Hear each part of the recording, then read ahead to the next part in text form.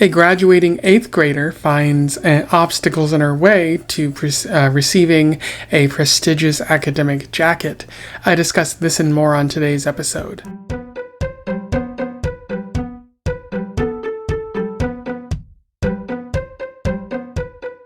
Welcome back to Around the Weird, a booktube channel where I talk about all the unusual and out of the ordinary literature that I have found in my travels.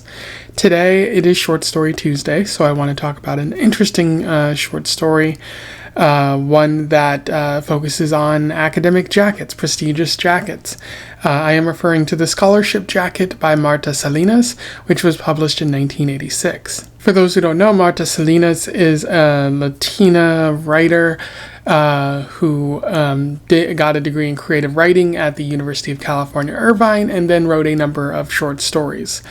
This short story shows up in what I believe is a middle grade literature collection, the kind that they send out to various schools, and you open them up and there's a bunch of short stories in there, maybe some longer form plays or something like that. I don't know much else about Marta Salinas. There's not a lot of information. This might be the case where, they wrote one story and that was that, or, they were just writing pretty frequently for these collections of literature. And you don't really see them outside of those collections, which, pretty interesting.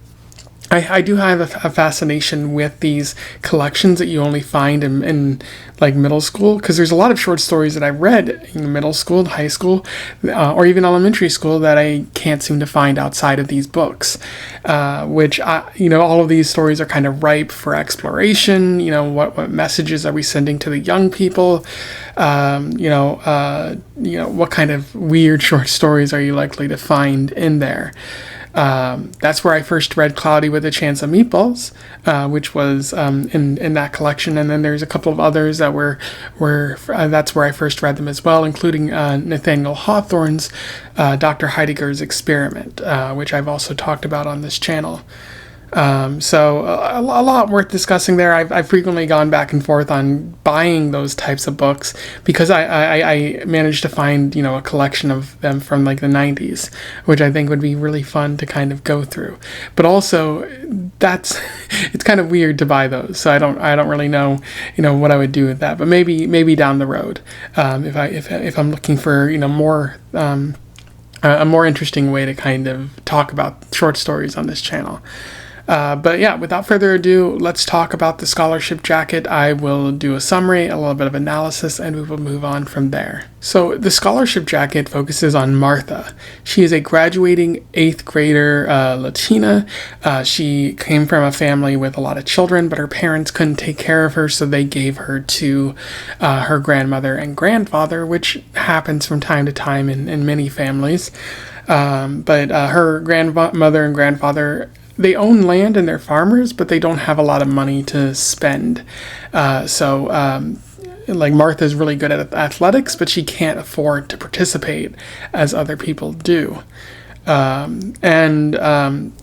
the important thing is that she is very gifted academically, and she's been getting straight A's since the first grade, which I don't believe they actually give out A's in first grade, but that's beside the point. The person who gets the best grades of valedictorian of the 8th grade class will then get a scholarship jacket. Martha's sister got the jacket in the past, and so she's expecting much of the same because of her work. And one day she is at school. She realizes she left something in a classroom before gym, so she goes and tries to get it. But she's outside the classroom. She overhears a conversation between two of the teachers. One of them is trying to get the other to falsify records so that another student, Joanne, will get the scholarship jacket. There'll be the appearance of a tie, and Joanne can get it instead. But the other teacher doesn't want to falsify records, notes that Martha, the main character of the story, has worked really hard. And there's also a note about how Joanne's father is part of the school board and also owns one of the only stores in town. So this is a make good for all the work that he has done, even though Martha has worked for it harder. And there's also a mention that Martha is Mexican. So that feels to be pretty significant to the story. The next day, she's called into the principal's office, and Martha kind of knows what's going to happen here. And so she, has this conversation with the principal where the principal says, you are scheduled to get the jacket. However, there's a new rule being put into place where the winner has to pay $15. If you're not able to do that, we're giving it to the next person in line. Martha knows that's going to be difficult for her grandparents to pay, but she goes home, talks with her grandfather, and he asks, what is the $15 for? What is the jacket for? And she says it's for the person who's earned like the best grades. They've earned the jacket. And her grandfather notes, well, if you earned the jacket through your grades, you don't need to pay $15. Otherwise, you haven't really earned the jacket. And Martha realizes he's correct, but she's also really upset about the entire thing, including with the school board, for reasons she can't quite voice at this point in her life. And then she has another conversation with the principal, where she notes that her grandfather is unwilling to pay that. And he notes, well, why? Like, he owns land, and, $15 probably isn't that much to him in the grand scheme of things. And Martha notes, this is what my grandfather said. It's a matter of integrity. The principal seems kind of like taken by that, and notes, actually, we're going to give you the jacket. But also, I should point out that Martha says, well, I guess you're going to have to give the jacket to Joanne, which wasn't revealed to her at this point, but she knows about it. And I think the principal is like, oh no, now Martha knows the truth of what's going on here. But he says he's going to give Martha the jacket. He'll stand up to the school board, and she won't have to pay $15, which Martha is super happy about. She goes home, goes to the field where her grandfather is, and talks with him, and he seems really proud of her in this moment, and that's where the story ends there. In terms of analysis, there is a fair bit to talk about with the scholarship jacket. For some reason, I find myself talking about class and race a lot, but writers frequently talk about class and race, so that's unavoidable. And that feels salient to the times that we're living in with class disparity and whatnot. But one of the main themes of the story is class and race. Salinas is highlighting a class struggle that takes place in a middle school, in a very sort of innocuous place where you wouldn't think one would happen, but that is in fact what is happening here. And so you essentially have Martha versus Joanne in this story. Martha comes from a poor background. Her father is a farmer. Her grandfather is a farmer. Her family had to give her up to her grandparents because they couldn't afford to take care of all the children. So Martha's not able to take place in sports. If something costs money at school, she's likely not participating. But academics usually don't cost money for her, so she is doing pretty well there. This also takes place in Texas, in a small town in Texas where you see, a huge sizable Latino population. Texas used to be Mexico, part of Mexico after all. So that feels particularly relevant here. Whereas Joanne, her father is part of the school board. And not only that, he owns one of the only stores in town. So that would suggest that he has more money than most people. Also, not much of a stretch to say that Joanne sounds like a very white name, whereas Martha, based on, the author's name being Marta Salinas, I would hazard a guess that, well, actually her father's speaking Spanish, so we know that Martha is Latina, whereas Joanne, we don't quite know what her makeup is.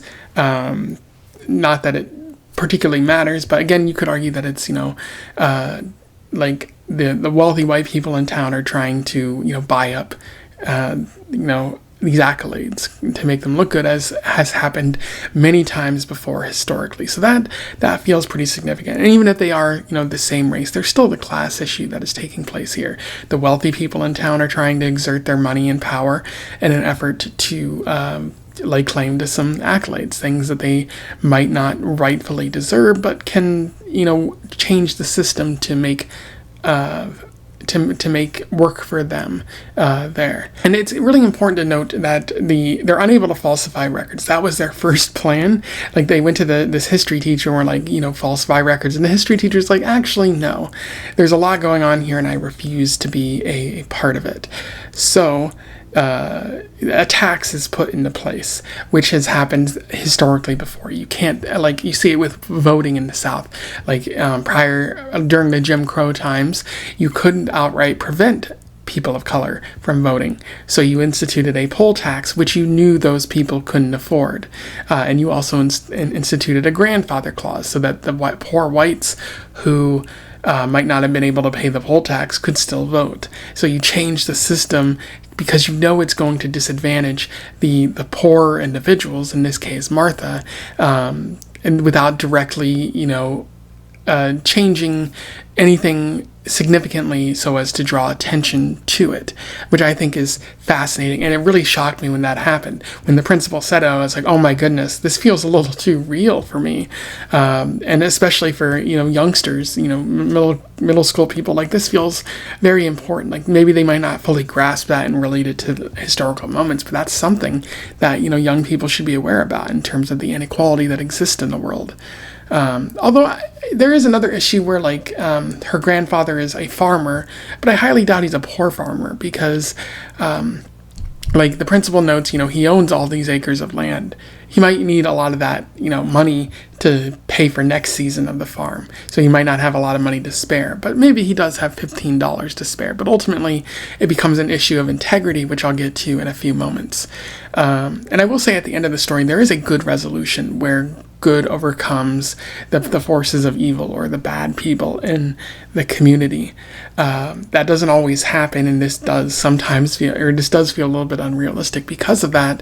But there is a good outcome because of the integrity at the place. But I will note that Martha specifically notes, like, these were the days of belief and innocence. Which feels especially cogent. Like, she was young enough to believe, what people told her, young enough to not really be affected by the racism that exists in society, or to not be totally cognizant of it. That does feel like something I read recently, which was What Are You Anyway?, where a young girl is kind of accosted by these white individuals who want to know what her race is. And,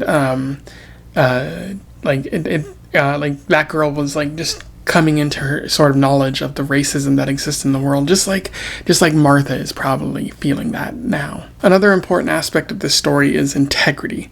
It's important to note that the scholarship in this story is a reward, and the grandfather notes, you have to earn it through your good grades. If you pay for it, you haven't really earned it. So it's not simply something that you can buy. And if you pay for it, that acknowledges that it is something that you can buy, and there's no longer integrity in that system. There's no longer a sense of deservingness. Like, you don't deserve it anymore. You can just buy it, and if anyone can buy it, then you don't necessarily need good grades anymore. You're undermining the purpose of the scholarship jacket. So the grandfather is making a very good point, which Martha understands but isn't necessarily happy with. And then when she talks to the principal, she notes the exact thing with what her grandfather told her. She kind of stands up rather than simply paying this fee. And I think the words kind of do speak to the principal in a way, where he's like, oh yeah, we're here for education, and if we let money get involved, we're kind of ruining that. We're undermining the system that takes place here. So he does kind of stand up, and he shows integrity as well. Integrity is needed to maintain this system. However, I would argue, does the principal necessarily do it for the right reasons? Like, does he do it for integral reasons, or does he do it because Martha mentions Joanne in the story? Like, she accidentally blurts that out, like, oh, I guess you can give it to Joanne instead, not realizing that nobody knows that she knows what's going on. So maybe the principal isn't doing it for the right reasons, but because he's afraid of a lawsuit, like a racial lawsuit or something like that. Given that this is Texas, I doubt those lawsuits would really go very far. But this was also the 80s and 90s, where there was at least an illusion of the Civil Rights Act being protected. So it does create like a question of whether the principal is doing it for the right reasons.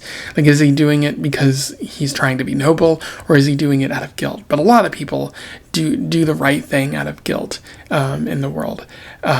So, guilt can be a powerful force. But again, if you're not doing it for the right reasons, it's very easy to sort of justify implementing this type of system down the road. You have to be moral in order for a moral world to continue to thrive. Anyway, those are my thoughts on The Scholarship Jacket by Marta Salinas. Quite a good short story. I was surprised it was as powerful as it was. It's not completely perfect. It does feel a little too brief, a little too vague at times to really latch onto, but I think what Marta has written is ultimately quite good and very important to kind of share with young people who are beginning the reading process and trying to understand more about the world around them. If you have any thoughts on this, let me know in the comments below. I'll put a link to the story in the description. Let me know what you think of it. Otherwise, don't forget to like, share, and subscribe so that more people can find out about this short story or this author if they don't already know. Also, join the Discord. There's a link to that in the description as well if you want to have more conversations about books, movies, TV, that sort of thing. And until then, I wish you the best of luck in your weird and academic-related travels. Farewell.